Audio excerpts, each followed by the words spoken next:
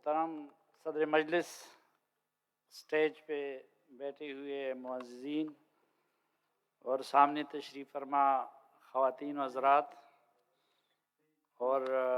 باچا خان کے سپاہیوں، ویسے تو مناسب نہیں تھا کہ جب باچا خان اور ولی خان کی ذات سے متعلق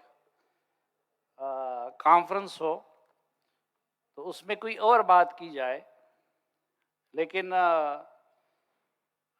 میں کل سے دیکھ رہا ہوں کہ ان کا ذکر تو ہوتا ہے، لیکن ساتھ ساتھ ہر کوئی اپنی اپنی صفائی بھی دیتا ہے اور ہر کوئی اپنا اپنا سودا بھی ساتھ ساتھ بھیجتا ہے۔ تو میں بھی آج اس گستاخی کا اعتراف کروں گا۔ اور دوسرا، جو خادم صاحب نے ان کے اشعار سنائے کہ ساز تب ساز وائم کو غلط بغل نوائما، تو آج میں تھوڑا سا کوشش کروں گا کہ غل کو غل بھی کہہ دوں۔ اور اس میں ایڈوانس میں احمد ولی خان صاحب سے بھی معذرت کرنا چاہتا ہوں، انہوں نے عزت سے نوازا ہے تو یہ مناسب نہیں ہوگا، لیکن چونکہ اگر اب بھی ہم غل کو غل نہ کہیں تو میرے خیال میں پھر ہمارے ہاتھوں سے بہت کچھ نکل جائے گا۔ البتہ سب سے پہلے تو میں اس عظیم ہستی کا تذکرہ کرنا چاہوں گا۔ ویسے تو یہاں پہ ایسے لوگ بیٹھے ہیں جنہوں نے خادم صاحب کی طرح یا باقی جو سامنے بیٹھے ہوئے ہیں کہ باچا خان کی شخصیت اور ان کی تعلیمات سے متعلق تحقیق میں عمریں گزاری ہیں، اور اس سلسلے میں ہم ان کے شاگردوں کے شاگرد بھی نہیں ہیں، یا پھر کچھ ایسے لوگ بیٹھے ہوئے ہیں کہ جنہوں نے ان کی صحبت سے براہ راست استفادہ کیا ہے۔ اور میرے محترم شاہی سعید صاحب کے ساتھ وہ 90 ماڈل این پی والے نہیں ہیں، بلکہ وہ شروع دن سے باچا خان کے ساتھ رہے، تو ان کی موجودگی میں ان کی ذات سے متعلق میری بات کرنا زیادہ مناسب نہیں ہے، لیکن چند جو ایک طالب علم کی حیثیت سے ان کی شخصیت میں جو انفرادیت میں نے محسوس کی ہے وہ آپ کے سامنے رکھنا چاہتا ہوں۔ اور پہلا میرا تجزیہ یہ ہے، اور یہ میرا پورا دیانتدارانہ اور مصلحت سے پاک رائے ہے، کہ اس دھرتی پر ویسے تو ہر کوئی انقلابی ہونے کا دعویٰ کرتا ہے، لیکن جو چند ایک حقیقی انقلابی آئے تھے اس کے سرخیل باچا خان تھے، اور اس کی وجہ ہے کیونکہ انقلاب کے بارے میں یہ ہمارے دین نے بھی کہا تھا کہ وہ اپنی ذات سے شروع ہوتا ہے۔ اس وقت ہمارے جتنے بھی انقلابی ہیں، مثلا ایک انقلابی کی طرف انہوں نے اشارہ کیا کہ وہ دوسروں کے سامنے تو ریاست مدینہ نافذ کرنا چاہتے ہیں، لیکن اپنی زندگی کو اس کے قریب بھی لے جانا نہیں چاہتے۔ کوئی دوسرا ہوتا ہے وہ غریب کا ذکر تو کرتا ہے، لیکن خود اپنی زندگی میں غریب کو قریب آنے نہیں دیتا۔ تو یہ باچا خان تھے حقیقی معنوں میں، کہ جو انقلابی شخصیت تھے، اور جو وہ دوسروں سے کروانا چاہتے تھے تو انہوں نے ہر چیز کا آغاز اپنی ذات سے کیا تھا۔ وہ مثلاً دوسروں سے قربانی نہیں مانگتے تھے۔ آج کل کے انقلابی اپنے سیکنڈ سے قربانی مانگتے ہیں یا اپنے کارکنوں سے قربانی مانگتے ہیں، لیکن خود یا لندن بھاگ جاتے ہیں یا بنی گالہ میں بیٹھ جاتے ہیں یا کوئی اور دندہ شروع کر دیتے ہیں۔ لیکن باچا خان نے اپنے کارکنوں اور اپنی قوم کو آزمائش سے بچایا اور ہمیشہ اپنے آپ کو قربانی کے لیے پیش کیا، اپنے آپ کو جیل کے لیے پیش کیا۔ تو ایک یہ ان کی انفرادیت ہے کہ میں سمجھتا ہوں کہ وہ ہمارے قائدین کی لاٹ میں یا جو ہمارے ماضی میں لوگ گزرے ہیں تو ان چند حقیقی انقلابیوں کے سرخیل تھے جو اپنی زندگی انہوں نے بدلی تھی اور اس کے بعد دوسروں کی زندگی انہوں نے بدل دینے کی کوشش کی تھی۔ دوسری انفرادیت ان کی یہ تھی کہ وہ قومی نہیں بلکہ عالمی سطح کی سیاست کرتے تھے۔ لیکن آج کل ہم دیکھتے ہیں کہ سیاست میں غریب آ جاتے ہیں اور دنوں میں امیر بن جاتے ہیں۔ یہ ہم نے واحد ایک رہبر سیاستدان دیکھا تھا اور یہ ان کی انفرادیت تھی کہ وہ خان آپ اشنغر کے صاحبزادے تھے، وہ جدی پشتی خان تھے، لیکن وہ اپنی قوم کی خاطر فقیر بنے۔ سیاست میں آنے کے بعد وہ امیر نہیں بنے بلکہ وہ فقیر بنے، اور ایسے فقیر بھی نہیں بلکہ ان کا لباس، ان کا خوراک، ان کی طرز گفتگو، اس میں جو عجز تھا، اس میں جو انکسار تھا۔ ادھر لوگ آج یہ ابھی ہم نے یہ پچھلے 5 سالوں میں تو یہ بہت نظارہ کیا کہ ماضی میں ہماری طرح کوئی کسان کا بیٹا تھا، کوئی اس کا بیٹا تھا، اس نے کچھ چیز دیکھی نہیں تھی، اور وہ جب سیاست میں آ جاتا ہے تو گاڑیوں کی قطاریں بھی ہوتی ہیں، مال کی ریل پیل بھی ہوتی ہے، نوکر چاکر بھی ہوتے ہیں، اس کی باتوں میں بھی ایک تکبر آ جاتا ہے۔ لیکن یہ خان اب اشنغر کے بیٹے تھے اور اشنغر کے خان تھے کہ جس کو اپنے بیٹے بھی ملنگ کے نام سے یاد کرتے تھے، وہ اس کے بعد ملنگ بنے۔ اس کے بعد اس کی گفتگو میں عاجزی آئی، کبھی ان کی گفتگو میں لوگوں نے تکبر نہیں دیکھا۔ وہ الگ بات کہ ماسکو کے حکمران ہو یا فرنگی ہو یا پاکستان کے حکمران ہو تو ان کے سامنے کبھی ان کا لہجہ نہیں لڑکایا، لیکن اپنی قوم کے سامنے، اپنے لوگوں کے سامنے وہ عجز کا نمونہ تھے، وہ انکساری کا نمونہ تھے، وہ فقر کا نمونہ تھے۔ اور یہ چیز ہے کہ جو ان کے سوا کسی اور لیڈر میں ہم نے نہیں دیکھی۔ پھر اس وقت ہمارے لوگ اپنے آپ کو لیڈر کہتے ہیں، رہنما کہتے ہیں، لیکن وہ رستہ دکھانے والے نہیں ہوتے۔ میں نے خان عبدالعلی خان صاحب کی رحلت کے بعد ان کی پوری فیملی سے انٹرویو کیا تو میں نے ڈاکٹر گلالی سے پوچھا، انہوں نے ایک فقرے میں بہت اچھی طرح دونوں کو ایکسپلین کیا۔ میں نے ان سے کہا کہ خان عبدالعلی خان اور خان باچا خان میں کیا فرق تھا؟ تو انہوں نے کہا کہ خان باچا خان وہ تو مصلح تھے، وہ تو فقیر تھے، اور خان عبدالعلی خان سیاسی لیڈر تھے۔ تو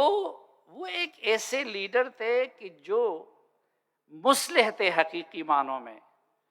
انہوں نے اپنی قوم کی تربیت کی، کسی پہ بات اچھی گزری یا بری گزری، لیکن وہ استاد بھی تھے، وہ ان کے امام بھی تھے، وہ ان کو سمجھانے والے بھی تھے۔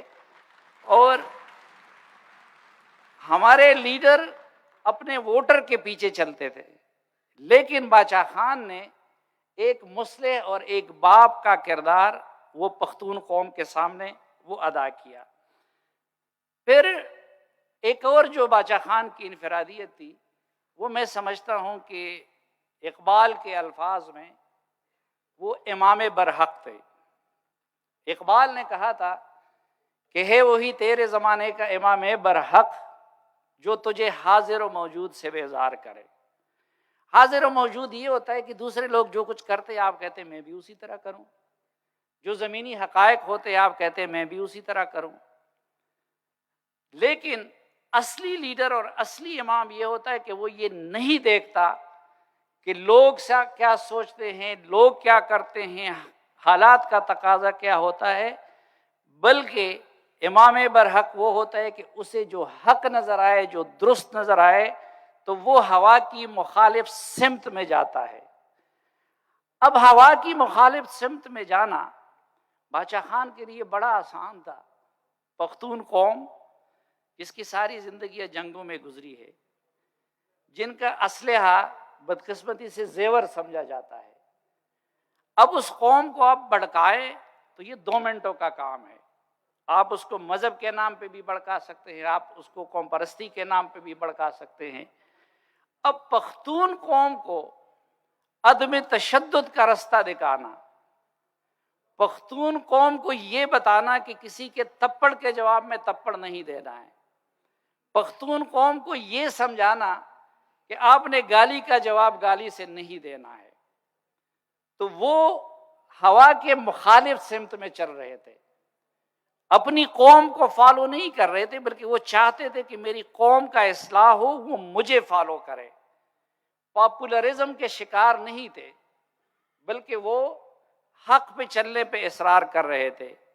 اس وقت دنیا میں رواج یہ تھا کہ یار فرنگی جیسے طاقت کے سامنے کھڑا ہونا یہ تو خودکشی ہے، ہوا کے رخ پہ مخالف چلنے والی بات تھی۔ وہ ہوا کے رخ پہ کے مخالف چلے اور اپنی قوم کو بھی اس پہ چلایا، لیکن ان کے تشدد کے جواب میں بھی تشدد نہیں کیا، بلکہ وہ جس کو ایک مظلومانہ جدوجہد کہتے ہیں، جیلیں کاٹی، صعوبتیں برداشت کی، لاشیں اٹھائی، لیکن انہوں نے تشدد کا درس جواب میں نہیں دیا۔ اسی طرح اپنی قوم کے جذبات کے رو میں نہیں بہے، بلکہ وہ ہوا کی مخالف سمت میں چلتے رہے۔ اس لیے میں کہتا ہوں کہ اگر کوئی اقبال کے الفاظ میں امام برحق کی تعریف پہ پورا اترتا ہے تو وہ خان عبدالغفار خان یا باچا خان تھے۔ پھر اس وقت ہم دیکھ رہے ہیں کہ اب بھی ہے، اب تو جس طرح کہا گیا کہ سوشل میڈیا اور اس کی وجہ سے ہمارے ہاں اختلاط اتنا ہو رہا ہے کہ کراچی پختونوں کا بڑا شہر بن گیا ہے، پنجابیوں پختونوں میں رشتے ہو رہے ہیں، بلوچوں اور دیگر قومیتوں میں رشتے ہو رہے ہیں صوبوں میں، لیکن اس وقت تو یہ ذات پات کی تقسیم بھی بہت زیادہ تھی۔ اور پھر پختون سوسائٹی میں جو آج بھی قبیلوں میں بٹی ہوئی ہے، وہاں پہ اٹھ کے باچا خان نے ذات پات کی تقسیم وہ ختم کر دی اور اس کو ختم کرنے کی کوشش کی۔ اس نے نائی کو، اس نے کسان کو، اس نے مزدور کو نہ صرف ایک سب میں بٹھایا، ان کو اختیار دیا، بلکہ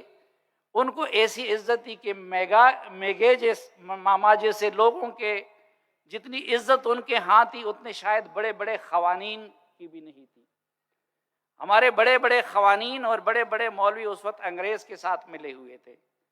لیکن انہوں نے پختون سوسائٹی میں ذات پات کی تقسیم کو ختم کرنے کی کوشش کی۔ اور خود خان عبدالعلی خان صاحب اپنی کتاب میں لکھتے ہیں کہ 1938 میں گاندھی صاحب خود اشنگر آئے وہاں سے چل کے، اور یہاں پہ 60-70 ہزار کا جلسہ ہوا، تو گاندھی صاحب یہ دیکھنے آئے تھے کہ ایک تو یہ کہ ہمارے لوگ تو پھر بھی تھوڑے سے ڈوسائل قسم کے ہیں، لیکن پختون جو لڑنے جھگڑنے کے لیے مشہور ہے، جن کا ہتھیار زیور ہے، تو ان کو عدم تشدد کے راستے پہ باچا خان نے کیسے لگایا ہوا ہے۔ اور پھر وہ یہ اسٹڈی کرنے آئے تھے کہ یہ وہ پختونوں کے ہاں ذات پات کی تقسیم کیسے ختم کر رہے ہیں۔ اور جب وہ یہاں پہ آئے تو باچا خان کی برکت سے اس وقت 60-70 ہزار کا مجمع جمع ہوا تھا، جس نے پھر باچا خان نے اور گاندھی نے خطاب کیا۔ تو یہ جو ان کے اعزازات تھے، ایک اور جو ان کی اعزاز تھا اور انفرادیت تھی، وہ یہ تھی کہ ہمارے بعض لوگ، میں انتہائی ادب کے ساتھ اس سے اختلاف کروں گا کہ جی پختونوں نے پہلے سے تقسیم کی ہے مسجد اور حجرے کی، نہیں، جہاں تک میں ایک طالب علم کی حیثیت سے سمجھا ہوں، شاید میں غلط سمجھا ہوں گا، لیکن باچا خان وہ مذہبی لیڈر بھی تھے اور وہ سیاسی لیڈر بھی تھے، وہ مذہبی قائد بھی تھے، وہ سیاسی قائد بھی تھے۔ انہوں نے پختونوں کے حجرے کو بھی سنبھالا ہوا تھا اور پختونوں کے مسجد کو بھی سنبھالا ہوا تھا. وہ نماز کی امامت بھی کراتے تھے, وہ جنازہ بھی پڑھواتے تھے, اور اس وقت انہوں نے جو ماڈل مدرسے قائم کیے دینی اور دنیاوی تعلیم کے امتزاج کے,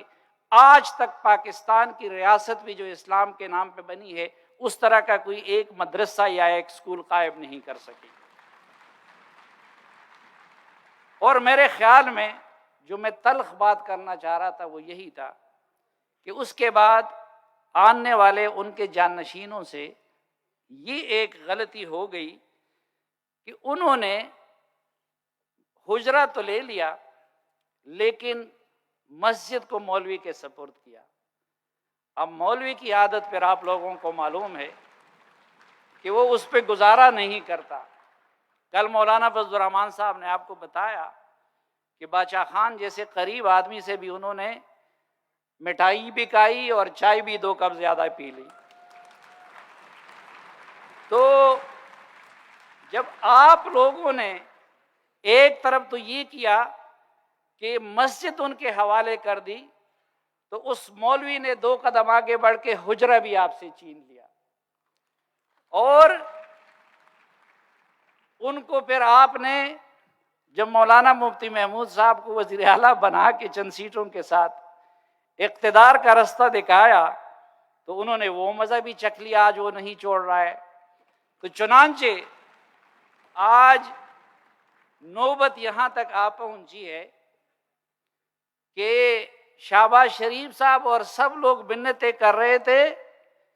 کہ بھائی میاں افتخار صاحب کو گورنر بناؤ, اور ان کی بھی منتیں کی جا رہی تھی. لیکن مولوی صاحب نے کہا کہ نہیں جی, میرا غلام علی کیا کرے گا, ٹھیک ہے. اور پورے 6-7 مہینے انہوں نے لڑائی لڑی, ہر طرح کی بلیک میلنگ کی, اور آپ سے وہ گورنرشپ چھین لی. آج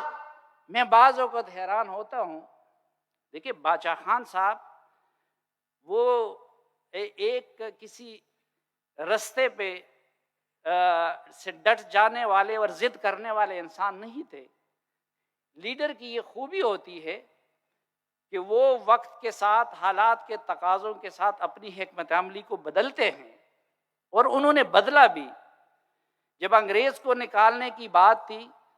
تو انہوں نے اس کے لیے ہندو کو بھی ساتھ ملا لیا,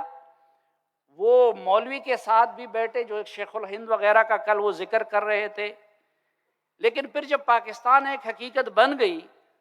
تو باچا خان نے اس کو ایک حقیقت کے طور پہ تسلیم کیا. اسی طرح پھر اگر انہوں نے پختونستان کی کوشش کی اور جب وہ نہیں بن رہا تھا تو انہوں نے پاکستان کو دل سے قبول کیا, اور آج جس آئین پہ ہم سب مونچوں کو تاؤ دے رہے ہیں تو اس آئین کو بنانے میں تو سب سے بڑی کنٹریبیوشن باچا خان کے بیٹے خان عبدالولی خان کی ہے. تو وہ ایک یہ ہوتا ہے کہ آپ رستہ بدلے لیکن اپنی قوم کی خاطر بدلے, اپنے اصولوں کی خاطر بدلے, اپنے منزل کی خاطر بدلے. دوسرا یہ ہوتا ہے کہ آپ رستہ بدلے لیکن مفاد کی خاطر بدلے, کیسز ختم کرنے کی خاطر بدلے. مثلاً آپ نے پی ڈی ایم بنایا, زرداری صاحب نے لوگوں کو جمع کیا, آپ بھی اس میں آ کے شامل ہو گئے. ابھی یہاں پہ بات ہو رہی تھی کہ غل کو غل نہیں کہنا ہے, تو آج مجھے مجبور ہوں. ہوا کیا کہ بلاول صاحب کو گلگت سے جنرل فیض نے جہاز میں بلایا, اور ادھر سے باجوہ صاحب سے ان کی ملاقات کروائی, زرداری صاحب سے, اور انہوں نے کہا آپ پی ڈی ایم سے نکل جائے. تو میں عمل خان سے کہتا بھی تھا کہ بھائی انہوں نے تو اپنے کیسز پہ ڈیل کر لیا, آپ لوگ کس زکوٰۃ پہ ادھر چلے گئے. اچھا, آج میں یہ پوچھتا ہوں کہ یہ جو بات ہے, ابھی انہوں نے ذکر کیا کہ عمران خان کے خلاف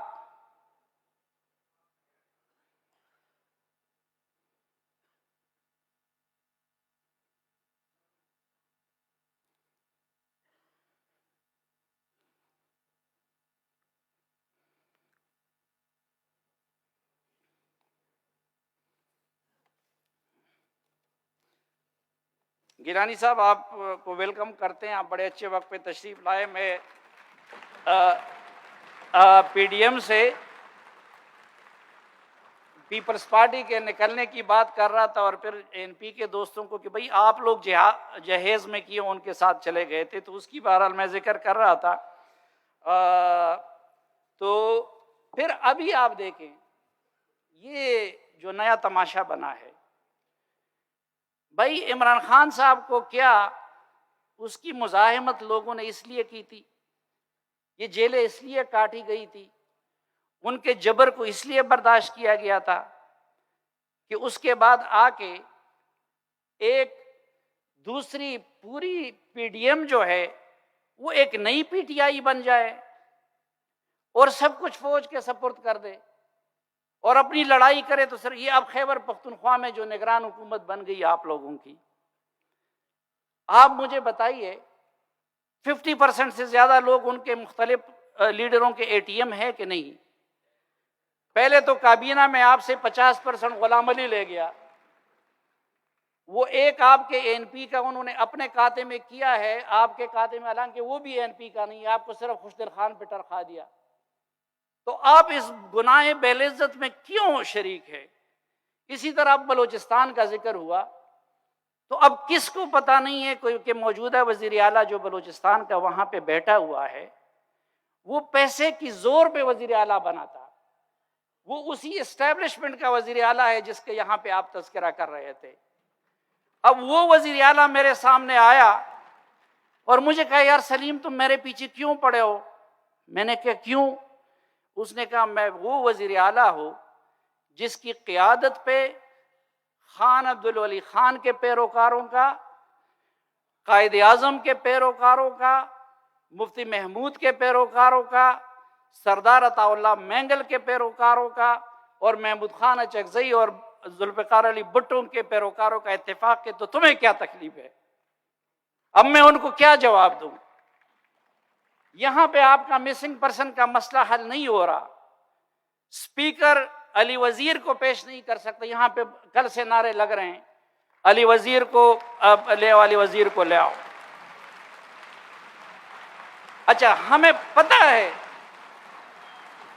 اچھا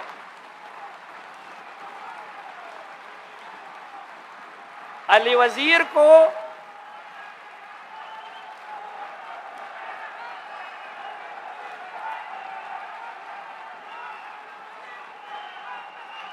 ہر کسی کو پتا ہے کہ علی وزیر کو فوج نے اندر کروایا تھا, ان کو جنرل باجوہ نے اندر کروایا تھا, لیکن ان کے خلاف ایف آئی آر سندھ کی بلاول بھٹو کی حکومت نے کاٹی ہے. ان کا پیپلز پارٹی کا اسپیکر بیٹھا ہوا ہے, جب اس وقت عمران خان کو ووٹ کو ضرورت تھی اس کے لیے ان کا اسپیکر ان کو پروڈکشن آرڈر پہ لے آیا. راجہ پرویز اشرف سے ہر اجلاس سے پہلے ہم مطالبہ کرتے ہیں, وہ ان کو پروڈکشن آرڈر پہ بھی نہیں لا سکتے. آپ کیوں اس حکومت, ایک ایسی حکومت کی حمایت آپ لوگ مفت میں کیوں کر رہے ہیں کہ جس کا کنٹرول آج بھی وہاں پہ ہے, جس میں آپ اپنے مسنگ پرسن کا مسئلہ حل نہیں کر سکتے, پختون اپنے علی وزیر کا مسئلہ حل نہیں کر سکتا, اپنے آپریشن کا حل نہیں کر سکتا. تو یہ ذرا میرے خیال میں سوچنا چاہیے کہ کہیں ہم مفت میں تو اور ایک آخری بات میں آپ سے عرض کروں کہ دیکھیں یہ سوشل میڈیا کا دور ہے, اور اب نئی نسل کو باچا خان سے عظیم کوئی نہیں ہے. بھٹو کی قربانیاں اپنی جگہ پہ, لیکن آپ اس نئی نسل کو اب صرف بھٹو کی قربانیوں کے, باچا خان اور ولی خان کی قربانیوں پہ اپنے ساتھ نہیں رکھ سکتے. میں آپ کو چند دن پہلے کی مثال دیتا ہوں. میرا بیٹا خیام وہ فٹ بال کا بڑا شوقین ہے, اور میسی جو ہے اس کا فیوریٹ کھلاڑی ہے. تو جو آپ کا آئیڈیل ہوتا ہے اس کے بارے میں آنکھیں بند ہوتی ہے, آپ اس کو کرٹیکلی نہیں دیکھتے. اب میں ان چیزوں سے زیادہ واقف نہیں ہوں. میں نے ویڈیو دیکھی جس میں میسی کہیں پیپسی کے بوتل کو اس طرح پھینک کے وہ سیدھا کر رہے, اس کا نشانہ وہ اس کے, میں نے اس کو ٹویٹ کیا اور اس پہ طنز بھی کیا کہ کہیں ایسا نہ ہو کہ اب بھائی وہاں کے لوگ ان کو وزیر اعظم بنا دیں، ہماری طرح کا وہ والا معاملہ نہ کر دیں۔ تو میرا بیٹا اب جو میسی کا فین ہے، تھوڑی دیر بعد وہ بھاگ کے آ گیا، مجھے بابا جانی کہتے، مجھے کہتے بابا جانی یہ میسی کا اوریجنل نہیں ہے، یہ ایڈ ہے، حالانکہ وہ اس کا آئیڈیل ہے، ان کو کرٹیکل نظر سے اس کو دیکھنا نہیں چاہیے۔ وہ مجھے کہا کہ دیکھیے اس کا سکل جو ہے وہ پاؤں کا ہے، اس میں زیادہ دیکھیں وہ ہاتھوں کا سکل استعمال کرتا ہے، یہ ہے نئی نسل۔ تو نئی نسل باچا خان کی قربانیوں کو تسلیم کرے گی، لیکن آپ سے پوچھے گی کہ کیا آپ کا عمل باچا خان کے مطابق ہے یا نہیں ہے۔ وہ اختر مینگل کو، سردار عطا اللہ مینگل کو سلام پیش کرے گی، لیکن آپ سے پوچھے گی کہ کیا آپ کا عمل اس کے مطابق ہے یا نہیں ہے۔ وہ ذوالفقار علی بھٹو کے پھانسی پہ اور جس دج سے کوئی مقتل میں گیا، وہ شان سلامت رہتے ہوئے کچھ ستائے گی، لیکن آپ سے پوچھے گی کہ کیا آپ کا عمل اس کے مطابق ہے یا نہیں۔ اور آخر میں پھر میں باچا خان کی تعلیمات کا کہ دیکھیے باچا خان کے تعلیمات کو جتنا اس وقت پاکستان میں عام کرنے کی ضرورت ہے، پہلے کبھی نہیں تھی، کیونکہ پچھلے 5 سالوں میں ایک ہائیبرڈ رجیم ایک شکل میں، اور معافی چاہتا ہوں اب ایک دوسری شکل میں جو ملک میں مسلط کیا گیا ہے، اس کی وجہ سے گالم گلوچ کا، فتوے کا، بدتمیزی کا اور پولرائزیشن کا ایک کلچر وہ سرائیت کر گیا ہے۔ اور اس کنٹیکسٹ میں بھی اس کا حل اور اس کا تریاق وہ باچا خان کی تعلیمات اور اس کے عدم تشدد کا فلسفہ ہے۔ اس لیے جو کل یہاں پہ بات ہو رہی تھی کہ باچا خان کو صرف پختونوں تک محدود نہ کرو، باچا خان کا فلسفہ اس وقت پورے پاکستان کی ضرورت ہے، پاکستان کے ہر بچے کو پڑھانے کی ضرورت، بلکہ میں تو کہتا ہوں کہ اس ریجن کے لحاظ سے آپ دیکھیں تو بدقسمتی سے گاندھی کے سیکولر ہندوستان میں مودی جیسا ایک عمران خان آ گیا، اور قائد اعظم کے پاکستان میں عمران خان جیسا ٹرمپ آ گیا، اور انہوں نے وہ حشر کر دیے دونوں ملکوں کا۔ اور ان دونوں ملکوں کو بھی